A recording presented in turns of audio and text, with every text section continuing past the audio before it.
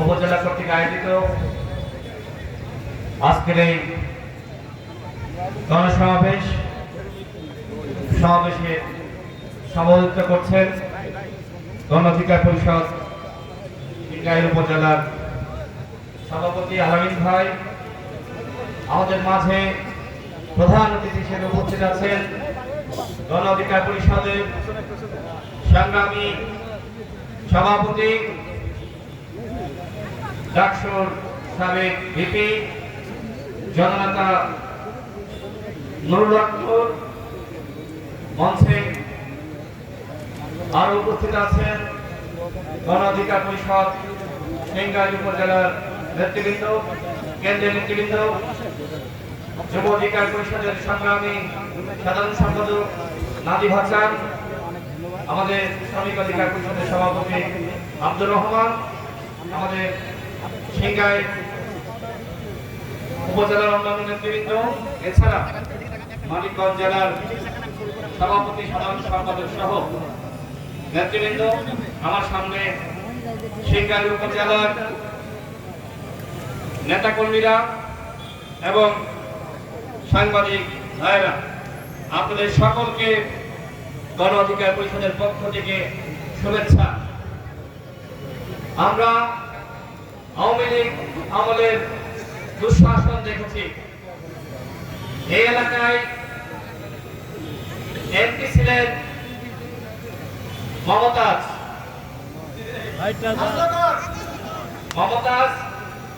আমি আস্তে আস্তে আপনাদের এই এলাকার সন্তান জাহিদ ভাইয়ের সাথে কথা বলছিলাম। তিনি বলছিলেন মমতাজ মেম্বার হওয়ার যোগ্যতা রাখে না, আর হেতি হয়েছে এমপি। আওয়ামী লীগ এই সকল গায়িকাদেরকে এমপি বানিয়েছিল, সংসদকে একটি গানের আসর বানিয়েছিল। মমতাজ কখনো তার মুখ থেকে ভালো কথা শুনে নাই, শুধু শেখ হাসিনার নামে আর শেখ মুজিবের নামে সংসদে টেবিল চাপিয়ে তিনি গান গেয়েছেন। এই গান গেয়ে তিনি এমপি হয়েছেন। সংগ্রামী সাথী বন্ধুগণ, আপনারা কি আর ওই মমতাজের মতন দাঁত ভাঙা অযোগ্য এমপি এই এলাকায় দেখতে চান? একটি অভ্যুত্থান হয়েছে, মমতাজদের পতন হয়েছে। যারা দীর্ঘ 14-15 বছর ধরে নির্যাতন নিপীড়নের শিকার হয়েছে, সেই ফ্যাসিবাদ বিরোধী শক্তি বিজয় হয়েছে। এখন সময় নতুন বাংলাদেশ গঠন করা। সেই বাংলাদেশ গঠনে ফ্যাসিবাদ বিরোধী শক্তিকে একতাবদ্ধ থাকতে হবে। আমরা যদি বিচ্ছিন্ন হয়ে যাই, আমরা যদি ক্ষমতার দ্বন্দ্বে কামড়াকামড়ি শুরু করি, আমরা যদি নিজেদের একতা নষ্ট করি, তাহলে ওই অযোগ্য মমতাজরা আবারও ফিরে আসবে। সুতরাং আমাদের সকলকে সচেতন থাকতে হবে, সোচ্চার থাকতে হবে।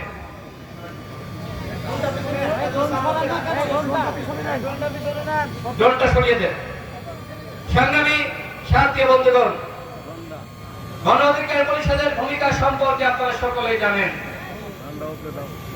18 সালের সেই ঐতিহাসিক কোটা সংস্কার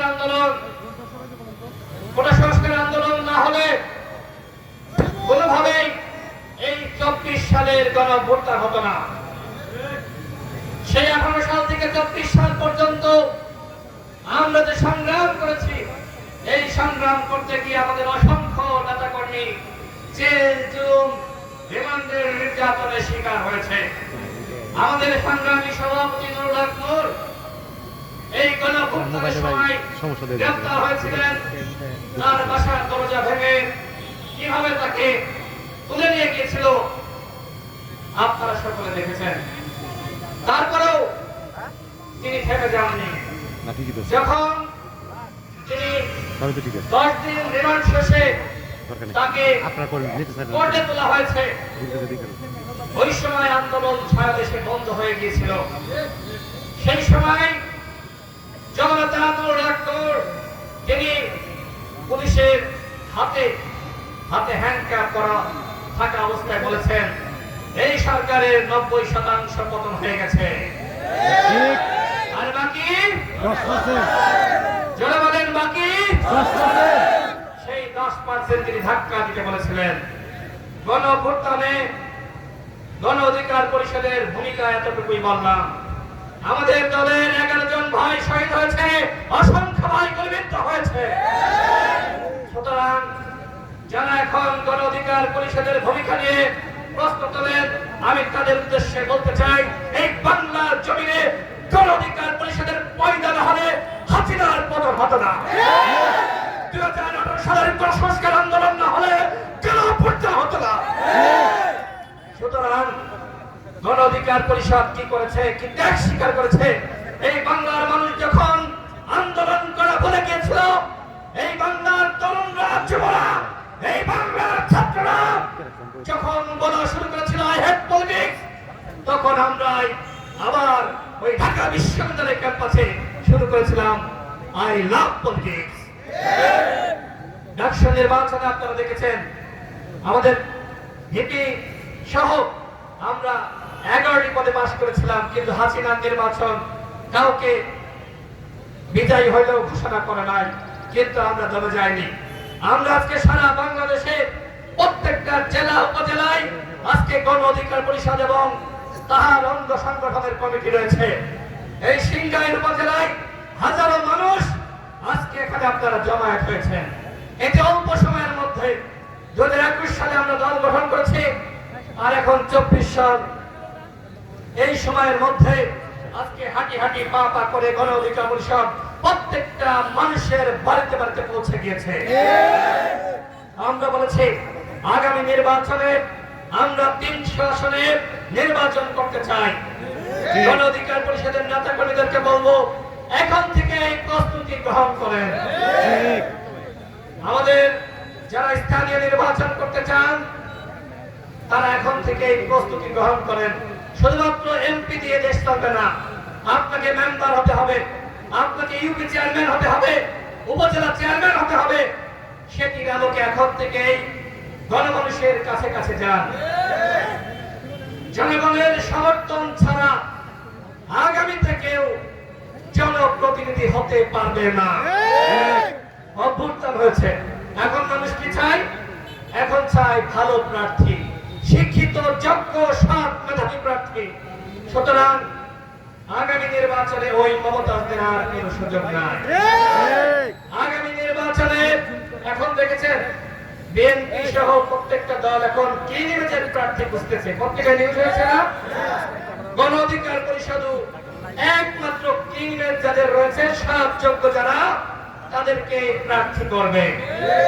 এখন প্রতিযোগিতার সময়, এখন আর লুটপাট চাঁদাবাজি করলে জনগণ আপনাকে সমর্থন দিবে না।